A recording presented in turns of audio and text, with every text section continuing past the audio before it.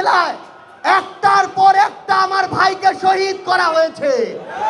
বাংলাদেশে 2024 সালের ছাত্র জনতার যেই অভ্যুত্থান হয়েছে, বৈষম্যের শিকার হয়েছে, বঞ্চিত হয়েছে যেই জেলা ছিল সেটি হচ্ছে এই বগুড়া জেলা।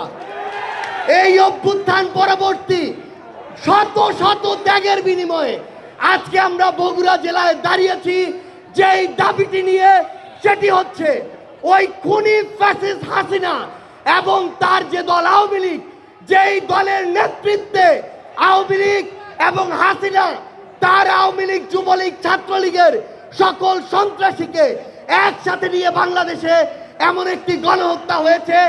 আমরা